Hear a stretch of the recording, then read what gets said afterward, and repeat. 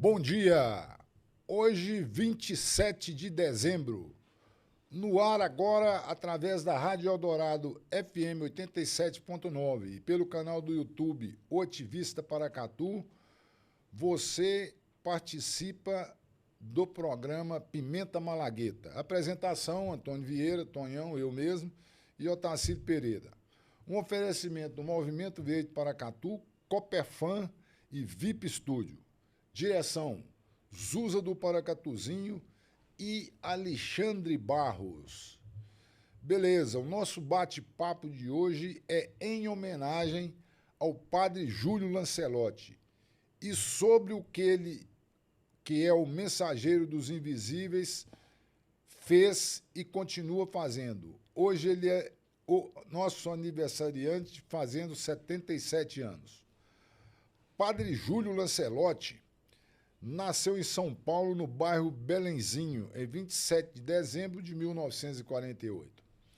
Ele é um pedagogo e sacerdote católico brasileiro conhecido por seu trabalho incansável com a população em situação de rua e outras minorias vulneráveis na cidade de São Paulo, atuando como pároco da paróquia de São Miguel Arcanjo, na Moca. Enquanto o padre Lancelotti, conhecido por defender pautas progressistas e a população de rua em São Paulo está proibido de transmitir missas ao vivo e seguir com suas atividades nas redes sociais, outros religiosos com milhões de seguidores nas plataformas digitais seguem com a atividade liberada. É lamentável que o padre Júlio Lancelotti, referência no cuidado com a população em situação de rua e os mais pobres em São Paulo, tenha sido impedido de transmitir missas, afastado das redes e possa até ser retirado de sua paróquia.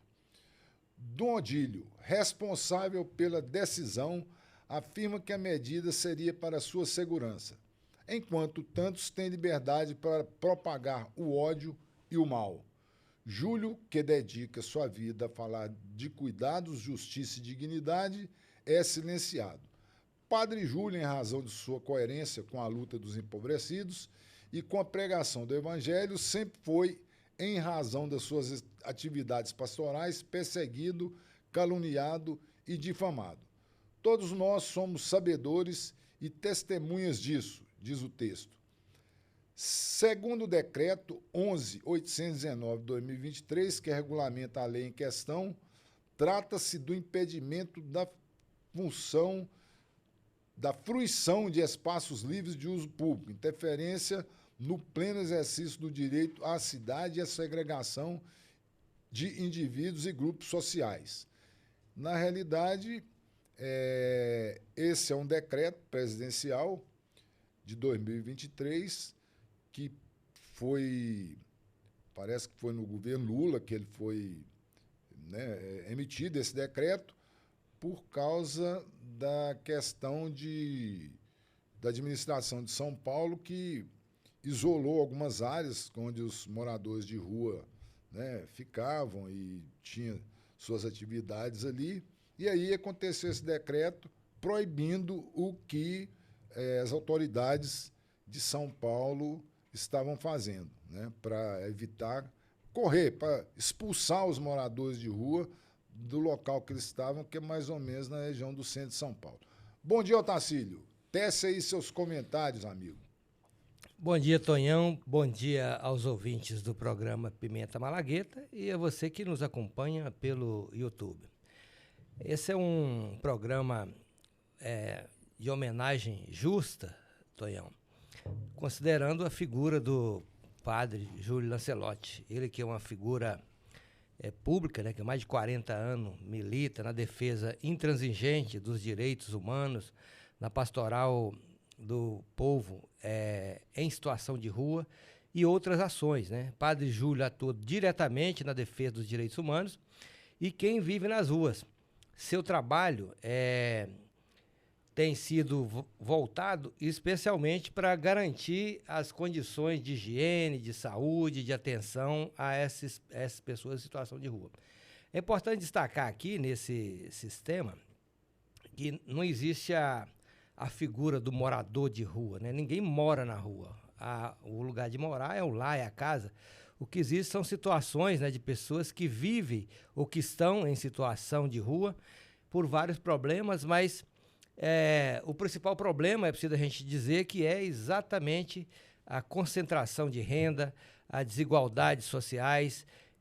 Quanto maior as capitais, os aglomerados, mais difícil a vida para as pessoas. Então, uma figura como o padre Júlio Lancelotti, que se destaca há mais de 40 anos nesse trabalho e agora estão intensificando, né, o combate a essa postura de pessoas como ele, que está em defesa dos menos favorecidos, né?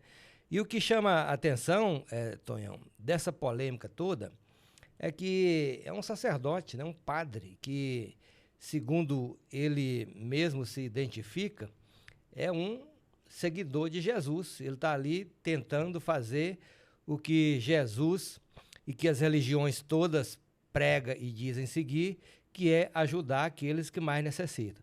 Então a gente vê uma polêmica dessa, especialmente agora nesse período que nós estamos vivendo, né? Do Natal, do Ano Novo, em que o mundo inteiro celebra, ou deveria celebrar, essa figura santa, né? Que é Jesus, e você vê um dos seus seguidores mais eminentes envolvido num processo como esse de ser calado, né? E para não falar das suas ações que estão desenvolvendo. Então é um momento muito importante para a gente refletir sobre isso e esse momento que a gente passa no Brasil e no mundo.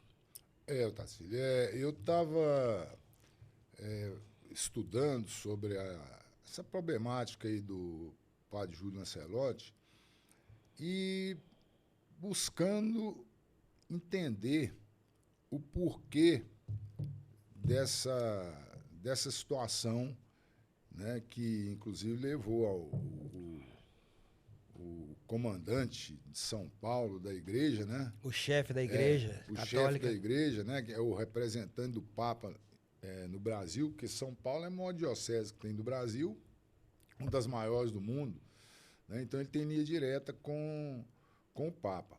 Então, tentando entender o que estava acontecendo, e aí me deparei com um movimento que existe, político, né, de extrema-direita no Brasil, que é o MBL, e mostrando que o pessoal do MBL fez várias denúncias, né, contra o padre. Não é de hoje, o vice-prefeito de São Paulo, que é um militar, né, também é Coronel. outro, né?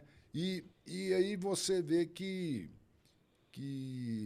essa questão tem tudo a ver com expansão urbana, né? Com a ocupação de áreas nobres, que é igual aconteceu no passado aqui com os quilombolas. Os quilombolas tinham o terreno deles, aí o pessoal jogou eles na periferia e aí depois das periferias, as áreas de favela, o exemplo de favela, eles veem que aquela área ali pode gerar recursos para os amigos, para os companheiros, para os empreendedores, donos de loteamentos, etc., etc., corre com aquele pessoal, né? Você vê que os quilombolas aqui em Paracatu, eles estão em áreas que no passado não valia nada, que era na região do Cunha, região de São Sebastião, São Domingos, né? Então era a região que não valia nada. Inclusive, na mineradora que tem em Paracatu, tinha uma quilombola lá, que era a região do Machadinho, né? Aí eles saíram de lá porque a mineradora detém o direito minerário da área, foram desapropriados, tiraram de lá eles, aí esparramaram, né? Perderam suas raízes, sua história, né? Sua cultura. Então, esse pessoal ligado aos políticos aí tem tudo a ver com essa questão do padre Júlio Lancelotti. E aí, o que acontece? A igreja acaba por pressão, né, fazendo com que o padre Júlio Lancelotti tenha uma punição, como já aconteceu com Leonardo Boff, né, com Frei Beto e com outros padres progressistas que mundo afora. Que a base da vida deles é buscar amparar os menos favorecidos, como Jesus fazia. né? E nesse caso específico, que é uma norma que a igreja estabeleceu, né, na sua hierarquia, que é o chamado silêncio obsequioso. Quer dizer, o arcebispo determinou, né, que o padre Júlio Lancelotti deixe de usar as redes sociais para divulgar o seu trabalho, as suas ações, e pare também de realizar ou divulgar as missas ao vivo, né, nas redes sociais, na televisão e etc. Isso significa o quê? Você reduz, você tira a voz, né? O padre Júlio, que tem mais de 2 milhões de seguidores aí nas redes sociais, que acompanham o seu trabalho, as suas posições, ele vai estar sendo privado, né, de ter um alcance maior das suas ações. E o que é significativo nisso é que é muito em função do seu posicionamento, porque além dele desenvolver o trabalho de assistência social, de ajudar aquelas famílias ali na higiene, no tratamento à saúde, ele também denuncia, e é essa denúncia que é a função, inclusive, da igreja, né? Eu nasci no seio da Igreja Católica, e a Igreja Católica tinha como princípio que é anunciar e denunciar. Anunciar a Jesus, os seus ensinamentos, a sua política, vamos dizer assim, e denunciar as injustiças, que foi o que sempre ocorreu ao longo dos anos, né? A gente sabe que o capitalismo, ele é um sistema que exclui naturalmente as pessoas, ele cria as classes, né, as classes sociais, e aí os pobres, né, que sempre estão fora do sistema capitalista, esse seria o público preferencial das ações da igreja, tanto para anunciar quanto para denunciar as injustiças. E o padre Júlio, ele é um desses, né, como tem vários outros em maior ou menor ação, mas ele denuncia porque não é natural você ter um país rico como o nosso, uma cidade rica como São Paulo, é o estado mais rico do Brasil, de ter uma população tão grande de rua, morando em situação de rua como São Paulo. Isso é uma decisão política, não é normal. As pessoas não vão morar na rua, não envolve no consumo de drogas e outros entorpecentes por uma opção. São levados a isso por uma série de fatores, né, que quem é estudioso do assunto, que acompanha, sabe. São levados a isso. E passam a ser invisibilizados na sociedade. A gente acha natural. Eu fico vendo aqui em Paracatu, a gente encontra pessoas nessa situação de rua, pedintes, dormindo na praça, e isso acaba sendo naturalizado. E o que o padre Júlio faz é exatamente dizer que isso não é normal. Isso é fruto do acúmulo, né, das desigualdades sociais estabelecidas no país por decisões políticas. E é por isso que incomoda tanto. Incomoda tanto os que estão na administração dos rumos do país, né? E também incomoda quem está lá em cima na caixa da igreja, porque quem banca, quem garante o dinheiro que mantém essas igrejas funcionando, com certeza não é o morador de rua, né? Exatamente. Esse morador de rua, ele, né, não é o X da questão. Eu fico, às vezes, pensando a respeito dessa proibição, desse cerceamento de liberdade do Júlio Lancelotti pelo cardeal, né, o Scherer lá. Aí você vê o seguinte, a pressão que teve em cima dele foi muito grande, né? Deve ter sido muito grande. E o padre que segue os ensinamentos de Jesus foi tolhido, né? Foi tolhido. Então a gente vai perdendo essas referências, vai perdendo essas forças.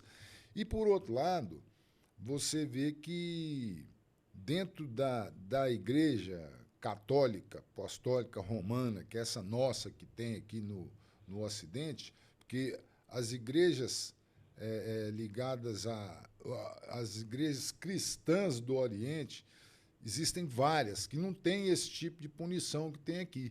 Agora, a pressão foi tão grande que até o ex-presidente da República criou caso com o padre Lancelotti. entendeu?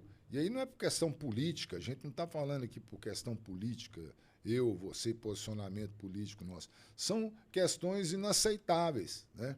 Agora, e aí, como é que nós vamos resolver esse impasse? Como que esse comandante da igreja vai fazer? Porque ele proibiu, inclusive, de que a missa seja transmitida.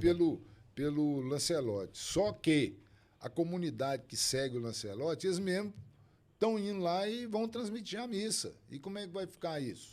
Eu fico observando as ações.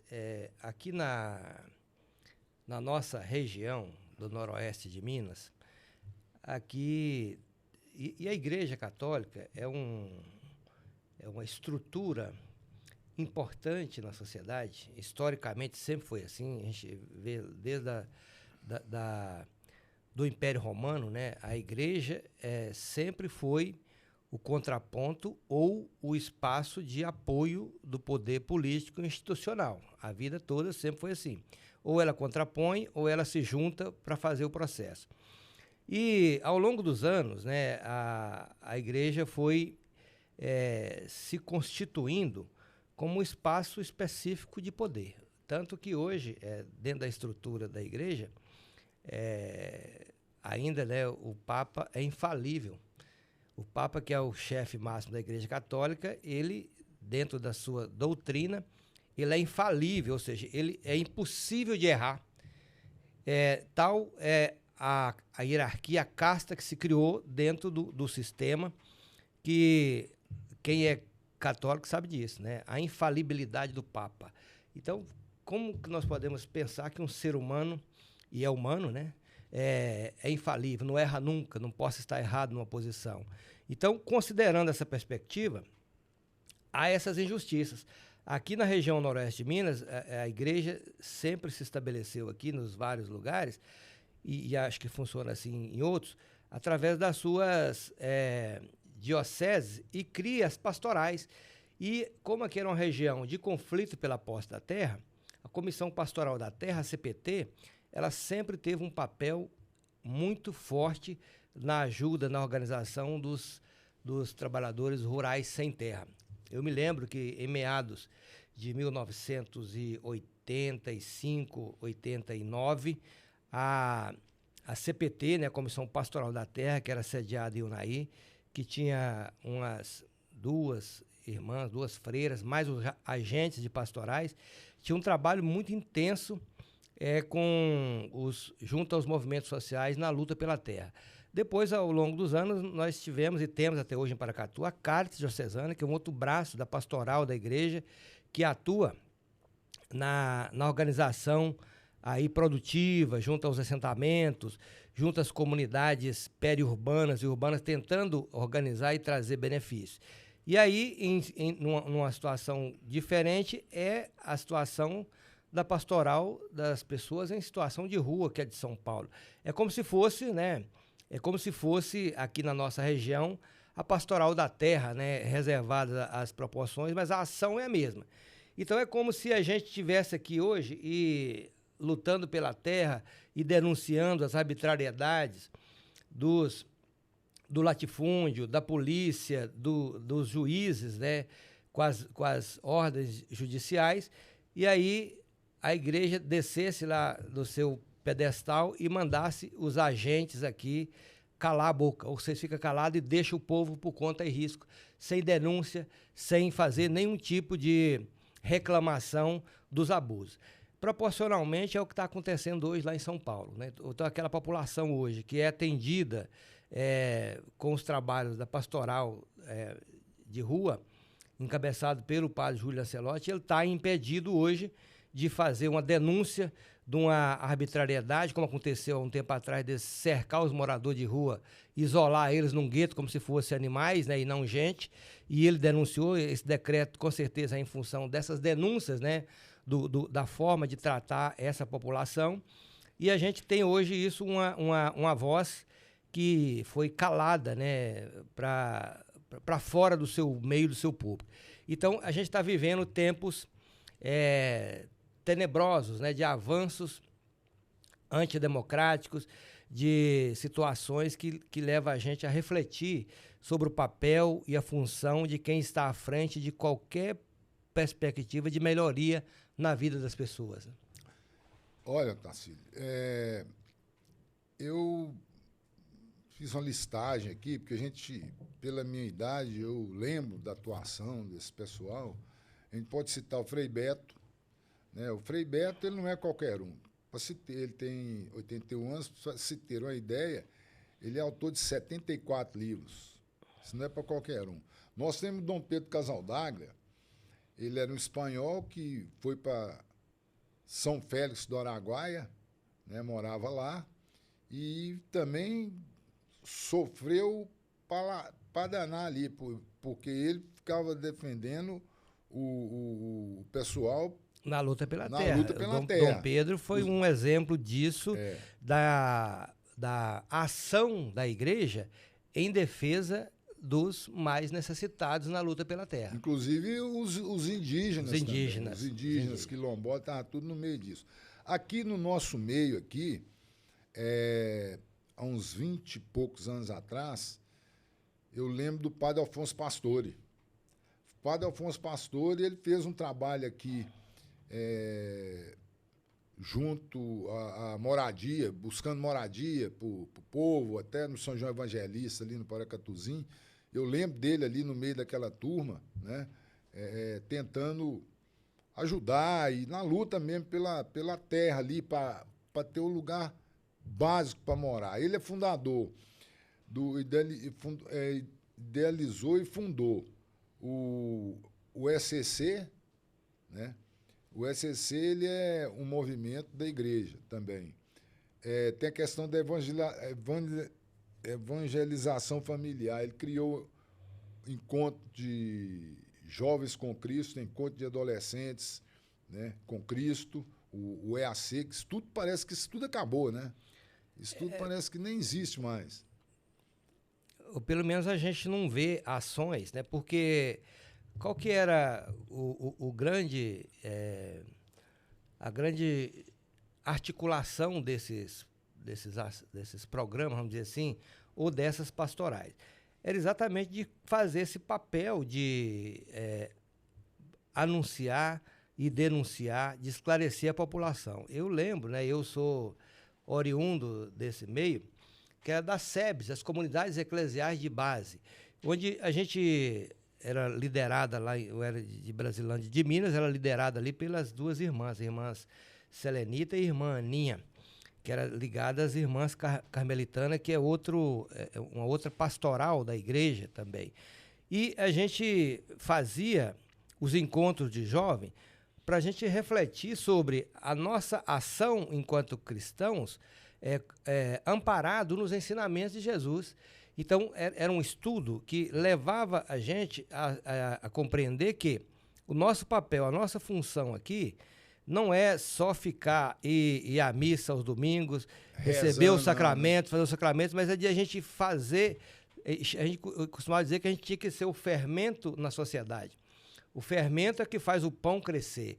E a ação do cristão é que faz as mudanças acontecer no meio em que ele está. Então, esses trabalhos, essas ações que pessoas como você citou aí, o padre Afonso Pastore estabeleceu aqui na sua paróquia, era exatamente de modo a levar a comunidade a se interessar pela própria comunidade, pelo bem-estar, pelo desenvolvimento, pela melhoria da comunidade, né? Não é possível a gente, enquanto cristãos, né, eu já não falo nem como seres humanos, porque o cristão, ele naturalmente tem que se envolver com o problema do outro, porque senão não é cristão. Cristo fez isso, né? Ele estava o tempo todo, era curando doentes, curando aleijados, fazendo os ensinos ali em praça pública. Com prostituta, com ladrão. Ele não estava nos palácios, ele não estava nas igrejas, ele estava no meio do povo trabalhando. Então, o cristão que quiser ser um seguidor tem que fazer isso. Então, é isso que o padre Júlio faz, né? O Alfonso Pastore, ele Ele desenvolveu umas atividades aqui em Paracatu, o pessoal que é daqui mesmo lembra que a gente ainda tem alguns resquícios, são as pequenas comunidades de base. Você vê que aqui tem várias ainda daquela época ainda, né? E o interessante, eu fico analisando o seguinte, os evangélicos copiaram essa idade e juntou quantas comunidades de base.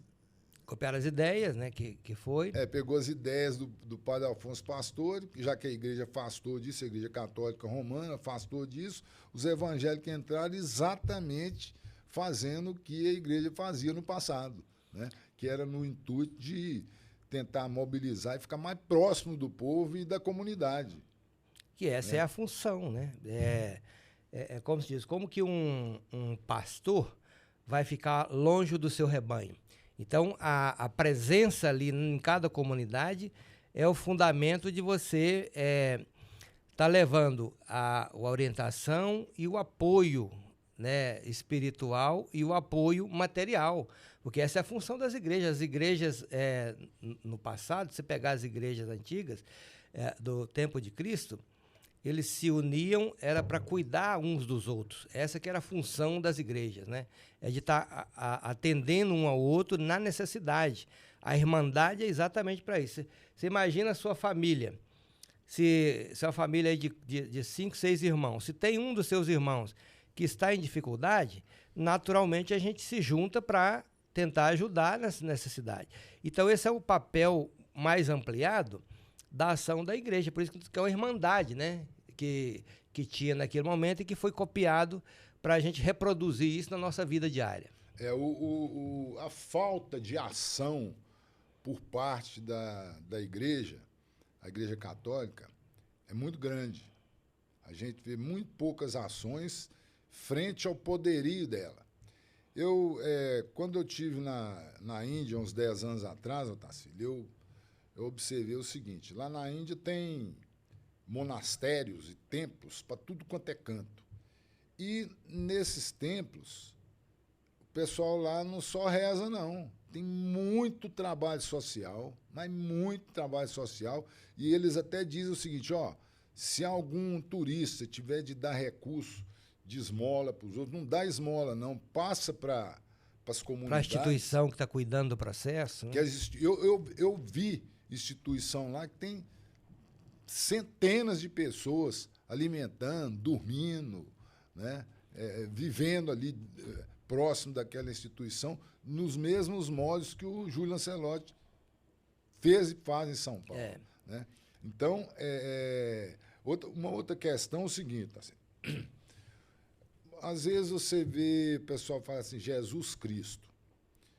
De onde que veio essa ideia de Jesus Cristo? Pelo que eu estudei, Cristo não é sobrenome de Jesus. Cristo é uma energia cósmica que engloba tudo isso que o Lancelotti faz. Entendeu? Então, é uma energia cósmica que chama, que o povo, principalmente do Oriente, chama de Christos. Por isso, aí colocaram como se Jesus fosse Jesus Cristo. Não é.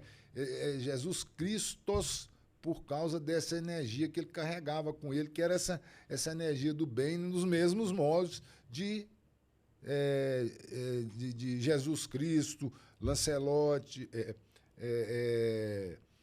e outros sábios que a gente vê pelo mundo afora, né? Porque nós temos, no Oriente, nós temos inúmeros sábios que têm essa energia crística nele, que carrega essa energia crística. Um exemplo nós podemos colocar de Gandhi, Mahatma Gandhi, né? E vários outros. Rama, Krishna, Buda, são vários mestres que passaram e atuam, né? Que atuaram carregando, representando essa energia crística. Né?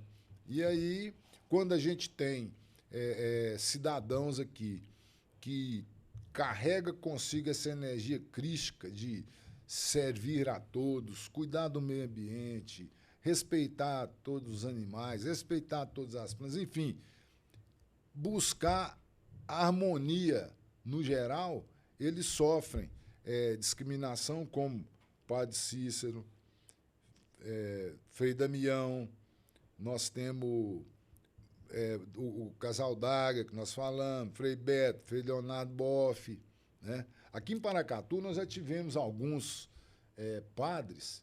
Eu não lembro, porque eu era muito criança, eu não lembro como é que era mesmo a atuação deles, mas me parece que eram pessoas muito queridas, principalmente pela pobreza, né? Nós temos aqui, podemos dar exemplo, Frei Norberto, que era um frei muito querido aqui, Frei Pedro, que eu fui coroinha de Frei Pedro, que era esse camarada era um santo. E na minha época de criança, tinha um padre aqui, chamava Frei Victor.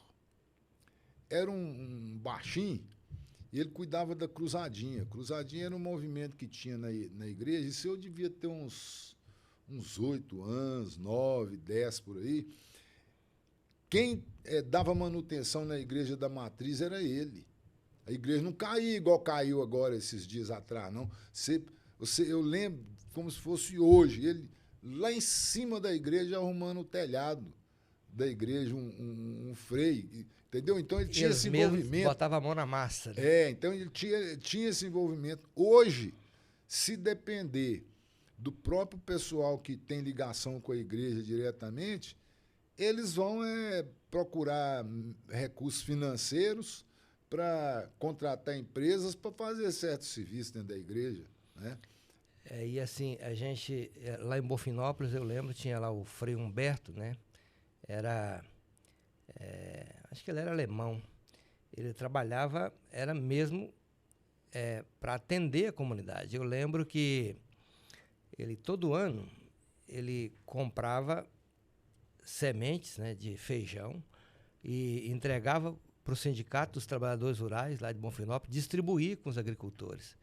Então, ele tinha um trabalho de ajudar a pescar. Ele não só dava o peixe, ajudava a pescar, distribuía sementes com o povo. Ele tinha um trabalho importante nesse sentido. Então, assim, a gente tem muitos exemplos dessa natureza. E o que deixa a gente assim, muito preocupado é que as ações boas como essa do Padre Júlio, elas precisam ser multiplicadas, elas têm que ser divulgadas para influenciar as pessoas positivamente, né? E o que a gente mais vê, basta você acessar aí o seu aplicativo, em todas as plataformas de mensagem, é disseminação de ódio, de fake news, né? Trabalhos importantes, né? Trabalhos libertadores como esse, que realmente precisam ser divulgados. E agora, pelo menos por enquanto, nós estamos sendo privados, né, de acessar trabalhos dessa natureza. Então, isso é que preocupa a gente. Então, tem um ditado que fala o seguinte, que quando os bons se calam, o mal prevalece. Né? Nós não podemos calar diante das investidas do mal. Quando uma autoridade se impõe para diminuir o alcance ou mesmo barrar um trabalho relevante, isso é uma ação do mal, porque está deixando de fazer um bem, né? E você não pode simplesmente, se você só não fazer o mal, já é importante. Agora, se você deixar de fazer o bem, você fortalece o outro lado.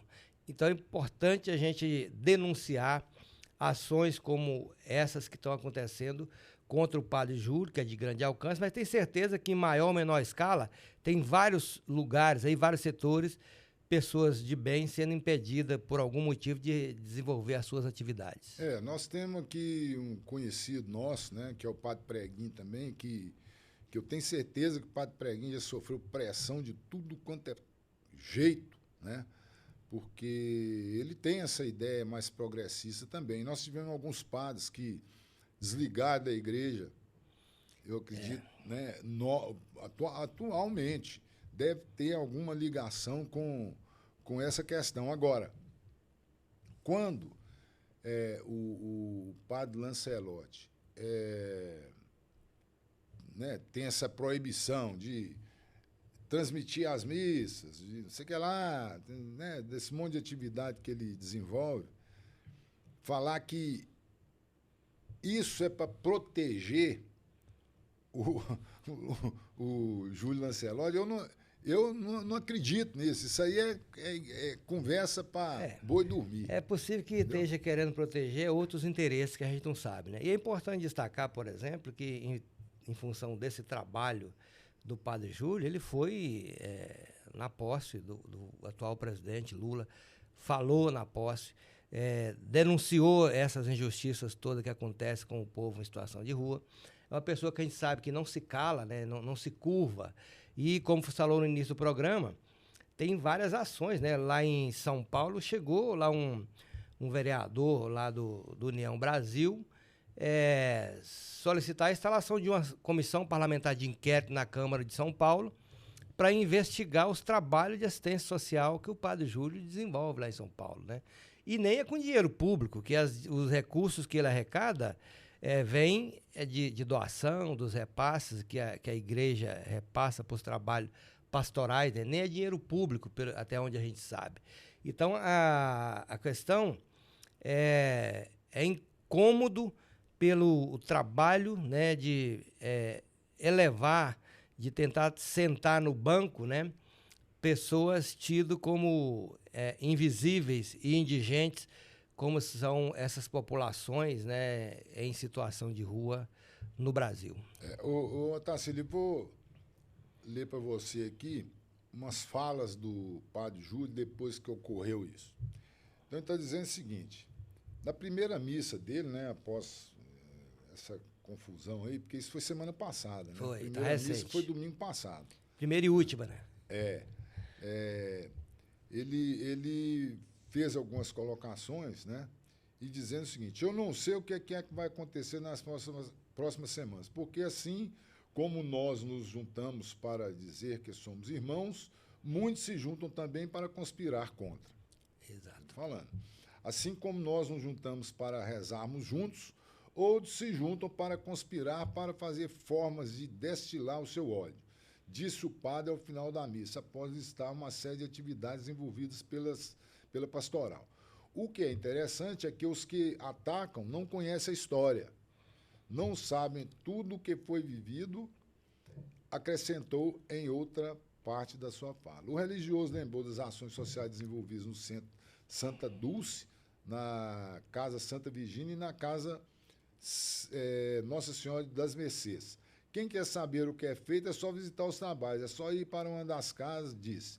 O pão que é feito na padaria, que é mantido pela doação de todos, e se faz ali 2.000 pães que são divididos em muitos lugares aqui também, nada disso é custeado pelo poder público e por nenhuma outra instância. É a boa vontade, acrescentou, é a vaquinha que o povo faz. O Padre Júlio voltou a defender grupos discriminados, como os moradores de rua, sem terra, os povos indígenas, os negros, os palestinos e as mulheres. Então, o que claramente a gente percebe que toda essa perseguição não é porque ele está lá simplesmente fazendo uma obra de caridade. É porque ele também denuncia isso, né? O sistema que levou a essas condições é o mesmo que está levando ao sem terra, ao favelado, não ter direito à moradia digna, aos indígenas não ter as suas terras demarcadas. O sistema é o mesmo, ou seja, é o sistema capitalista que cada vez acumula mais e exclui essas populações dos seus direitos fundamentais, né? Então, é isso que incomoda, e ele tem razão. E eu estava vendo aqui, hoje, só completando na fala dele, num vídeo, num podcast que ele estava participando, e aí as perguntas que fizeram para ele foi exatamente, bom, então o senhor pode pedir afastamento da igreja, deixar de obedecer às regras da igreja e continuar o seu trabalho. E ele falou assim, é a mesma coisa de você pedir para um médico sair do CRM, quer dizer, o negócio dele é o seguinte, ele vai continuar, vai ser obediente a não usar as redes sociais, mas ele entende que as mudanças precisam ser feitas por dentro do lugar que ele está. Não adianta ele deixar de ser um padre, um sacerdote, sair da igreja e continuar fazendo o trabalho social. O que está errado não é ele falar. O que está inconveniente é a estrutura da qual ele pertence ainda não absorveu essas ideias de mudança que ele trabalha com elas, né? E que é a origem do cristianismo. Isso é que é mais importante, né? Então ele ainda diz mais aqui, ó, Nasci. Até o fim nós estaremos com aqueles que lutam pela terra, pelos povos indígenas, pelas mulheres, pelos negros, por todos que são discriminados pela Palestina Livre, mesmo que em alguns momentos sejamos diminuídos, alvejados e feridos, mesmo machucados e sangrando. Nós amaremos até o fim, destacou. Apesar da proibição do religioso utilizar as redes sociais, a rede Jornalistas Livres transmitiu ao vivo pelo Instagram a missa do Padre Júlio nesse domingo passado. Pois é. Então, assim, com certeza, as ações dele continuarão sendo divulgadas, não mais por ele, né? Não precisa mais. E é importante, assim, eu não quero fazer juízo de valor com ninguém, não, mas naquela mesma região ali da Diocese de São Paulo, a gente vê missas espetaculosas, né? Dirigidas por uns padres popstar que está aí fazendo show no Brasil todo, que também tem a sua importância, mas que não denuncia, que está conivente com o sistema, né? E isso, eles são aplaudidos em todos os lugares. Quem não incomoda de jeito nenhum, ele pode entrar e sair em qualquer lugar. Agora, se você incomoda, e incomoda principalmente no andar de cima, aí você vai ser penalizado, meu amigo. Inclusive, Otacílio, eu estava observando essa semana passada, porque eles deram um balão de 6 meses no deputado federal, né? Agora, como é que é o nome dele? Glauber. Só que eles deram um tiro no pé, porque no lugar dele entrou Heloísa Helena. E Heloísa Helena é barra pesada. Ela é desses aí, ela é desses deputados que eu tenho certeza que se ela vier em Paracatu, até o povo que trabalha para os grandes vão evitar chegar perto dela. Porque ela vai na ferida. Ela, inclusive, já chegou e eles já conseguiram derrubar uma medida que o Congresso tinha acabado de aprovar, que é de desenterrar aquele dinheiro do orçamento secreto, que é 3 bilhões de reais, né? Ela foi uma das autoras da ação que levou o ministro Flávio Dino a barrar que esse dinheiro viesse de novo para as emendas PIX, né? Foi ela que começou agindo já. Né? Otacílio, saindo um pouquinho da nossa conversa, eu estava fazendo as contas essa semana, o orçamento da União foi aprovado. E junto com esse orçamento vão ser liberados 61 bilhões para menos de 600 deputados e senadores. Eu fiz as contas, dá 102 milhões para cada um por ano. 102 milhões para cada um por ano, dá para um deputado federal, com esse dinheiro, dá para construir mais de 10 mil casas. Isso é o fim da picada, bicho. Isso não tem cabimento o que está acontecendo, né? Então, o Heloísa Helena, ela foi na mosca, bateu em cima disso, e se essas emendas não acabar, o país está lascado, porque só sobra 50 bilhões para o executivo administrar. E você sabe de onde que eles cortaram o dinheiro no orçamento para botar nas emendas?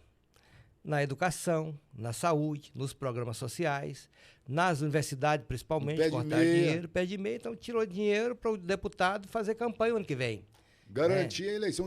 Campanha política. Garantir, fazer campanha mesmo, que ele inclusive tem que liberar o dinheiro até junho. Quer dizer, as eleições vão ser em outubro, o dinheiro tem que estar na conta deles. E toda essa problemática está acontecendo. Essa semana, inclusive, nós tivemos aí a apreensão na casa de um deputado, né?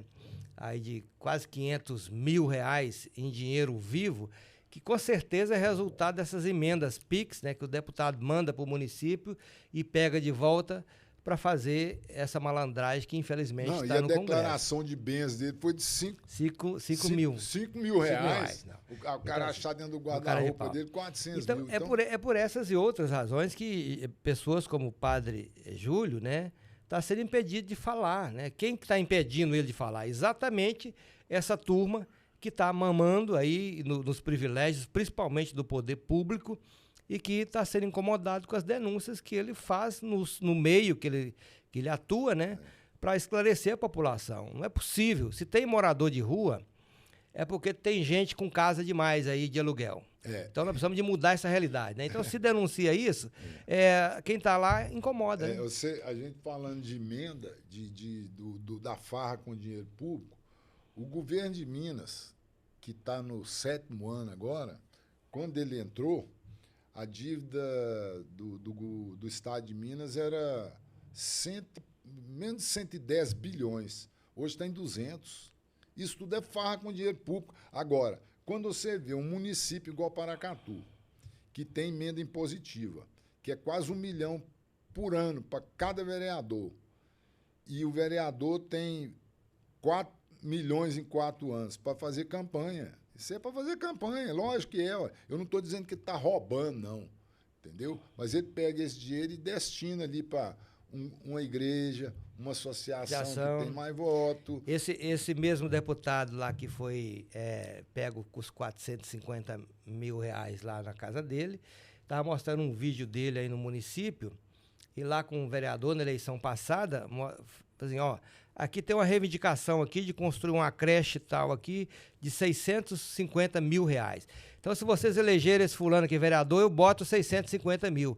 Quer dizer, claramente comprando voto. Quer dizer, a população que precisa da creche, que está ali necessitando da creche, já entende que se aquele vereador não for eleito, o recurso não vem. Então, esse é um sistema corrupto que só vai mudar se a gente conseguir mudar esse Congresso. Essa turma que está lá, nós temos que tirar 80% deles de lá e botar uns novos lá com a cabeça diferente, uma turma voltada para os interesses da comunidade, da população, para que a gente altere isso para os próximos anos. Senão nós vamos cada vez piorar isso no Brasil. E uma outra questão, a gente que faz esses comentários, às vezes denuncia isso, a gente sabe que represálias virão e poderão vir, né? Mas a gente não deve baixar a cabeça, porque quem é cristão, eu não frequento igreja nenhuma, entendeu? Eu sou cristão por causa dessa energia cósmica, Christos, que eu tenho vontade de interagir com ela para poder servir a tudo e a todos, a natureza, os animais, as plantas, o ser humano, né? Ter uma vida mais digna para todos. Agora, Otacílio, só para te falar, voltando aqui à questão dos moradores de rua, eu vi uns dados que eu não acreditei. 358 mil pessoas. Vamos fazer uma correção aqui. O padre Júlio falou isso e eu acho que essa ideia é correta. Não existe morador de rua. Ninguém mora na rua. É pessoas em situação de rua. 358 mil pessoas em situação de rua. 60% estão no sudeste do Brasil. Ou seja, São Paulo, Belo Horizonte, que são as principais capitais, Rio de Janeiro. Esses locais, é onde está concentrado as maiores riquezas. Né? O povo vai para as capitais, né? E cai no desemprego e acaba indo para a rua. E quando você vê as riquezas das cidades, quando você vê uma cidade muito rica, o centro dela muito bonito, vai nas periferias para você ver o que está acontecendo. Tudo quanto é lugar. Você não conhece uma cidade, não é pelo centro da cidade, não, é pela periferia da cidade. Entendeu? Então, uma cidade riquíssima igual a nossa, com arrecadação de 1 bi por ano. É muita grana. 1 bi por ano é muito dinheiro. Dá para você transformar qualquer cidade em condição de vida ótima para todos. E assim, e a gente pega essa realidade no Brasil e a gente vê muitos vídeos e volta e meia notícias. Você pega um país dos mais ricos do mundo, que é os Estados Unidos, né? O tamanho da população em situação de rua é ainda mais grave do que no Brasil, em termos proporcionais, né? Porque é um país muito mais rico, então tem muito mais gente morando está em situação de rua do que no Brasil. É exatamente isso que o padre Júlio denuncia e que incomoda. Falou, ó, tem dinheiro demais nas mãos de uns e faltando para chegar em outros, nas condições de humanidade necessária para a gente conseguir desenvolver. Então, essas denúncias, elas não podem calar hora nenhuma. Nós temos que continuar denunciando, agindo para a gente mudar isso, porque isso só muda com decisões políticas, né? A gente tem visto, nós tivemos a experiência aí de um governo de 4 anos atrás, que tinha uma ação do governo para a população, especialmente nos programas sociais, e temos agora com as políticas voltadas para o desenvolvimento do país, para gerar emprego e também para atender as pessoas com as necessidades básicas, né, como é o caso do Bolsa Família. Então, tudo que existe hoje de concentração é em função das decisões políticas que foram tomadas ao longo dos anos, né? Que excluíram o acesso à terra, que excluíram o acesso à moradia, que não desenvolveu o país para gerar emprego suficiente e agora estão vivendo isso, né? Então é importante a gente saber que quando o padre Júlio denuncia, ele está dizendo isso, nós temos que alterar isso não é normal não. Isso não foi Deus que deixou para nós essa desigualdade. Não foi Deus que deixou os super ricos e os mendigos. Isso é um problema nosso, nós temos que resolver isso com ações políticas, com ações de solidariedade, com ação de humanidade. Se a gente não resolver isso, nós estamos fracassados enquanto sociedade. É isso aí, Otacílio. Esse programa, Otacílio, o objetivo principal dele é levar essas informações para a sociedade, para ver se a sociedade absorve e passa a entender que depende de nós mudar essa história, depende da gente, né? A gente sabe de represálias e mais represálias. Você vê o tanto de ambiental. O Brasil é o país que mais morre ambientalista assassinado no mundo. Indígena, qualquer cidadão que defende a floresta, defende as populações tradicionais, corre constante risco, né? Até aqui na região nossa também corre risco. Não adianta achar que não corre, porque corre. A gente está sabendo disso agora. Como é que vai fazer? Isso faz parte da vida da gente. É igual o Júlio Lancelotti. Eu não sou padre, mas eu sinto muita coisa que o Lancelotti sente, defende e que a gente vai continuar defendendo. Agora, paciência. Se a sociedade não entender e se a elite que domina tudo partir para a represália, nós somos potenciais vítimas. E infelizmente, a política ela virou superficialidade. Política virou meme, né? Deixou de ser coisa séria, que é discutir a vida das pessoas, as mudanças estruturais que a gente precisa fazer. Isso, quando você começa a discutir isso, as pessoas até saem de perto. Então, se a gente não voltar a compreender a nossa função, o nosso papel enquanto cidadão, enquanto eleitor, de que as mudanças só ocorrerão com a nossa participação, escolhendo bem as pessoas que estão administrando os recursos que é público, nós vamos continuar desse jeito. E rindo dos memes e ficando com raiva de um lado ou do outro, com a propaganda da Havaiana, que não vai alterar em nada a nossa vida, mas você toma partido por um lado ou por outro, e esquece de que a vida real é aqui.